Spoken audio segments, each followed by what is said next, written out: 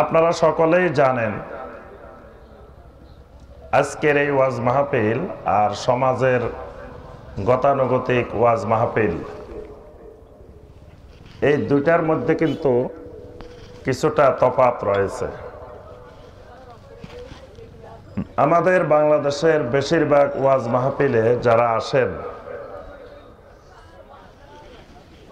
যারা ওয়াজ মাহফিলের সম্মানিত শ্রোতা মণ্ডলী,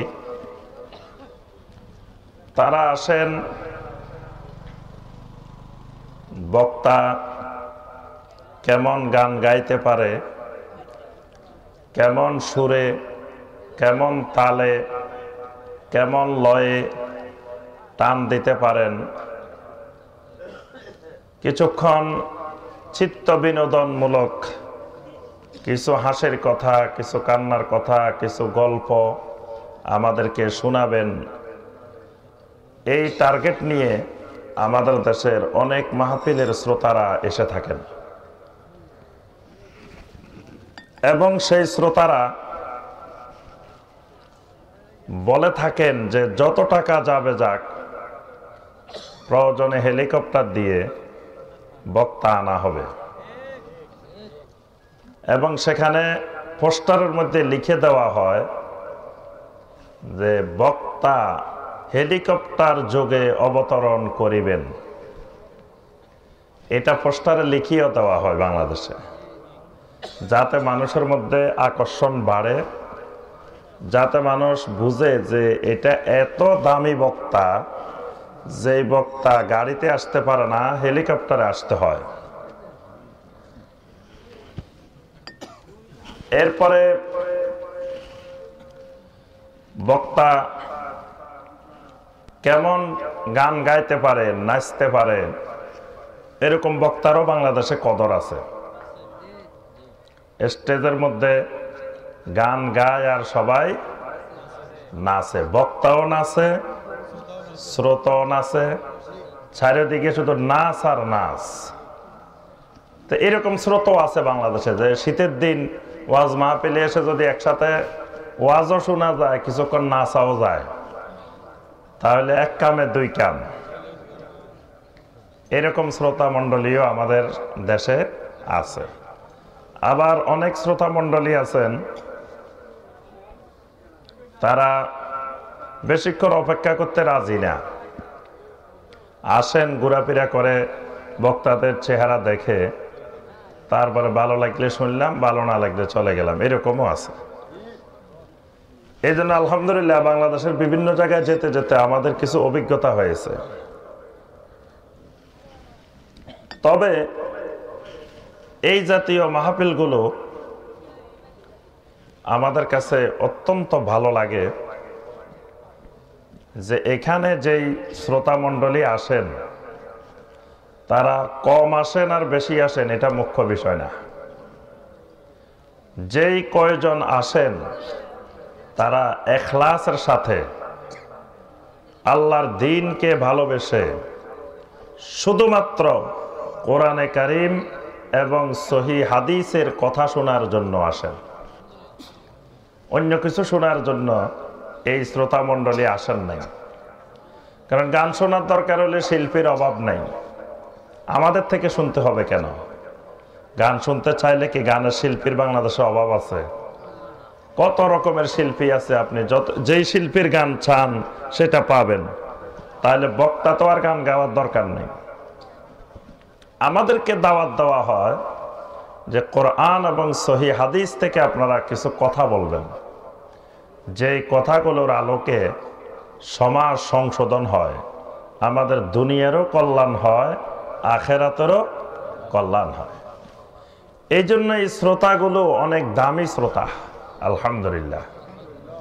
এরা আল্লাহ রাব্বুল আলামিনের কাছে অনেক দামি, অনেক মূল্যবান শ্রোতা। এজন্য একদিকে একটা তেজি ঘোড়া, দামি ঘোড়া, আরেকদিকে 100 গাধা, কোনটার দাম বেশি? আলহামদুলিল্লাহ। আমি মনে করি এইসব মাহফিলে যে শ্রোতারা আসেন, এরা এক একজন মূল্যবান দামি ঘোড়া। এরা কোরআন এবং সুন্নাহকে মহব্বতকারী, আল্লাহর দ্বীনকে মহব্বতকারী। এজন্য আমার ভাইয়েরা, আমরা যে অল্প কতক্ষণ কথা বলবো, আমরা কোরআন এবং সুন্নাহ থেকে আমাদের দুনিয়াবী কল্যাণ এবং আখিরাতের কল্যাণ, ফিদ দুনিয়া হাসানা ওয়া ফিল আখিরাতে হাসানা, দুই জায়গার হাসানা, যে কথাগুলো কল্যাণে আসবে সেই কথাগুলো বলার চেষ্টা করব।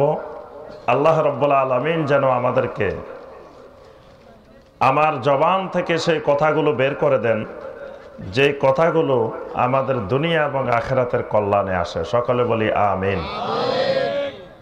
তো ক্লাসের মাঝখানে কোনো কথাবার্তা জিজ্ঞাসা করলে একটু বলবেন।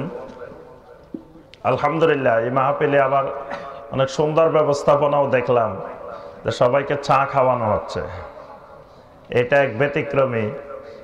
অন্যান্য মাহফিলে শ্রোতাদেরকে এইভাবে চা খাওয়াইতে কিন্তু আমি কোথাও দেখি নাই। এটা আলহামদুলিল্লাহ এই দক্ষিণ জগৎপুরের ভাইদের আলাদা একটি বৈশিষ্ট্য। এটা খাওয়াইছে কেন জানেন?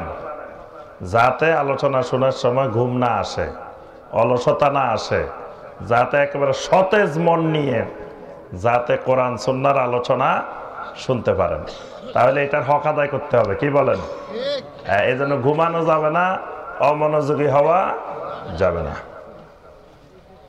আমরা যে আয়াতে কারিমাটার আলোকে কথা বলবো, আয়াতে কারিমাটা হলো সূরা আন-নিসার 36 নম্বর আয়াত। আয়াতে কারিমাটা ছোট একটি আয়াত, কিন্তু এই আয়াতের মধ্যে আল্লাহ রাব্বুল আলামিন অল্প কথায় এমন কিছু কথা বলছেন, যে কথাগুলোর আমরা যদি আজকে সারা রাত নয়, এরকম 100 রাতও আলোচনা করি, তাও এই কথাগুলোর ব্যাখ্যা শেষ হবে না। সুবহানাল্লাহ। আপনার আহলুস সুন্নাহ ওয়াল জামাতের সর্বপ্রথম যে তাফসীরটা লেখা হয়, এই তাফসীরের নাম কি বলেন তো দেখি?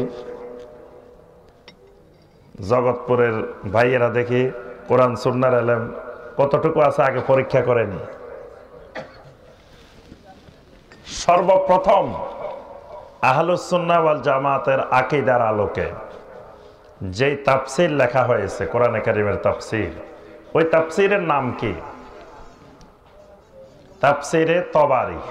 মনে রাখবেন, এই তাফসীরের নাম, সংক্ষিপ্ত নাম হলো তাফসীরে তবারি। ইমাম তবারি রহমতুল্লাহ আলাইহি বললেন যে আমি একটা কোরআনে কারীমের তাফসীর লিখব। তাফসীরটা হবে 30 পারা কোরআনের তাফসীর, 30,000 পৃষ্ঠা। কত পৃষ্ঠা? 30,000 পৃষ্ঠা। তো ছাত্ররা বললেন যে শায়েখ, আপনি যদি এইরকম একটা তাফসীর লেখেন 30,000 পৃষ্ঠা, তা আমরা এরকম তাফসীর পড়ার মতো ধৈর্য আমাদের থাকবে না, আপনি একটু সংক্ষেপ করেন। তো পরে ইমাম তবারি রহমতুল্লাহ আলাইহি বললেন যে শোনো, এই 30,000 পৃষ্ঠাকে আমি সংক্ষেপ করে 3,000 পৃষ্ঠায় লিখব। তবে ওই 30,000 পৃষ্ঠার সকল কথা 3,000 পৃষ্ঠার মধ্যে নিয়ে আসবো। সুবহানাল্লাহ। পরবর্তীতে ইমাম তবারি রহমতুল্লাহ আলাইহি একটা কোরআনে কারীমের তাফসীর লিখেছেন আর একটা ইতিহাস লিখেছেন। তাফসীরে তবারিও 3,000 পৃষ্ঠা, তারিখে তবারিও 3,000 পৃষ্ঠা। সুবহানাল্লাহ। তাহলে 3,000 পৃষ্ঠার মধ্যে 30,000 পৃষ্ঠার জিনিস ঢুকানো হয়েছে। আল্লাহ রাব্বুল আলামিন হাজার হাজার পৃষ্ঠার কথাকে মাত্র কয়েক পৃষ্ঠার মধ্যে, ছোট্ট একটা কোরআনে কারীমের মধ্যে আল্লাহ রাব্বুল আলামিন সন্নিবেশিত করেছেন। সুবহানাল্লাহ। এজন্য আয়াত একটা, কিন্তু আমরা যদি আজকে শত শত রাতও যদি তাফসীর করি আয়াতের, তাও তাফসীর শেষ করা যাবে না। সুবহানাল্লাহ। এই আয়াতে কারিমাটার ভিতরে আল্লাহ রাব্বুল আলামিন দুই ধরনের হকের কথা বলছেন। এক ধরনের হক হলো বান্দার সাথে আল্লাহ রাব্বুল আলামিনের হক, আরেকটা হলো বান্দার সাথে বান্দার হক। এজন্য প্রত্যেকটি বান্দা বান্দির সাথে দুই ধরনের হক জড়িত। একটাকে বলা হয় হাক্কুল্লাহ, আরেকটাকে বলা হয় হাক্কুল ইবাদ। একটা হলো আল্লাহর অধিকার, আরেকটা হলো বান্দার অধিকার। এখানে আমরা যারা আসছি আমাদের সবার আকীদা হলো এক। আকীদা শব্দটা আকদুন শব্দ থেকে আসছে। আকদুন মানে হলো ঘিরা দেওয়া। আমরা বিবাহের অনুষ্ঠানকে আকদের অনুষ্ঠান, আকদের প্রোগ্রাম বলে থাকি। আকদ মানে একটা ছেলে এবং একটা মেয়ের মধ্যে ঘিরা লাগাই দিই আমরা। আকীদা মানে এরকম ঘিরা লাগাই দেওয়া। তা কার সাথে কার ঘিরা? আল্লাহ রাব্বুল আলামিনের সাথে আল্লাহর বান্দার ঘিরা লাগাই দেওয়া, এবং এক বান্দার সাথে আরেকজন বান্দার ঘিরা লাগাই দেওয়া, এটার নাম আকীদা। যদি বান্দার আকীদা, বান্দার গিরাটা যদি আল্লাহর সাথে লাগে, তখন এটাকে বলা হয় সহি আকীদা। আর যদি বান্দার গিরাটা শয়তানের সাথে লাগে, তখন এটাকে বলা হয় বাতিল আকীদা। শয়তানে আর মানুষের, শয়তানে আর বান্দায় যদি গিরা লাগে, এটার নাম বাতিল আকীদা, ফাসেদ আকীদা। আর যদি আল্লাহর সাথে বান্দার গিরা লাগে, এক মুমিনের সাথে আরেক মুমিনের, এক সহি আকীদার সাথে আরেক সহি আকীদার গিরা লাগে, এটার নাম হলো সহি আকীদা। সুবহানাল্লাহ। এই আকীদার মধ্যে দুই ধরনের হক সম্পৃক্ত। এক ধরনের হক আল্লাহর সাথে সম্পৃক্ত, আরেক ধরনের হক বান্দার সাথে সম্পৃক্ত। এই আয়াতে কারিমার মধ্যে আল্লাহ রাব্বুল আলামিন প্রথমে আল্লাহর হকের কথা বলছেন, তারপরে বান্দার হকের কথা বলছেন। আল্লাহ রাব্বুল আলামিন বলেন, ওয়াবুদুল্লাহা ওয়া লা তুশরিকু বিহি শাইআ। আল্লাহ রাব্বুল আলামিন প্রথমে আল্লাহর হকের কথা বলছেন, ওয়াবুদুল্লাহা ওয়া লা তুশরিকু বিহি শাইআ। বান্দা ইবাদত করো একমাত্র আল্লাহর। ওয়াবুদুল্লাহ, একমাত্র ইবাদত করো আল্লাহর। ওয়া লা তুশরিকু বিহি শাইআ, খবরদার আল্লাহর সাথে কোনো কিছুকে শরীক করিও না। এটা হলো আল্লাহর হক। এরপরে আল্লাহ রাব্বুল আলামিন বলেন, আমি আল্লাহর হক যেমন যথাযথভাবে পালন করবা, ঠিক বান্দার হক গুলাও যথাযথভাবে পালন করার চেষ্টা করবা। বান্দার হকের মধ্যে এক নম্বর হলো ওয়াবিল ওয়ালিদাইনি ইহসানা, মা বাবার সাথে সদাচরণ করবা, মা বাবার সাথে ইহসান করবা। দুই নম্বর হলো ওয়াবিদিল কুরবা, আত্মীয় স্বজনের সাথে ইহসান করবা। তিন নম্বর হলো ওয়াল ইয়াতামা ওয়াল মাসাকিন, এতিম এবং মিসকিনের সাথেও ইহসান করবা।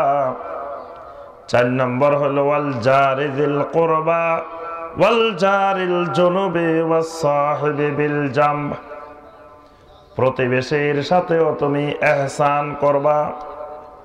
ওয়াবিনিস সাবিল, মুসাফিরের সাথেও সদাচরণ করবা, ইহসান করবা।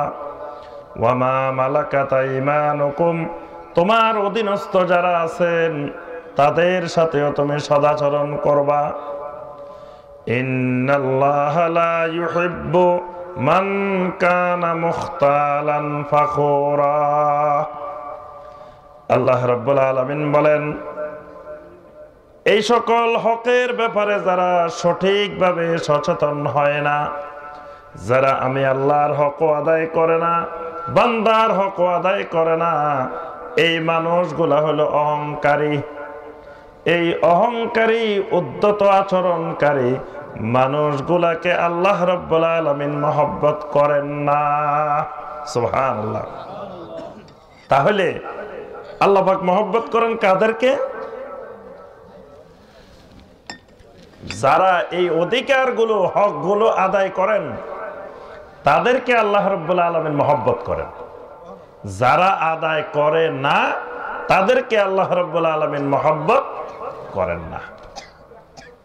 তাহলে এখানে আমরা প্রথমে পেলাম আল্লাহর হক, তারপরে পেলাম, কথা বলে না দেখি, বান্দার হক।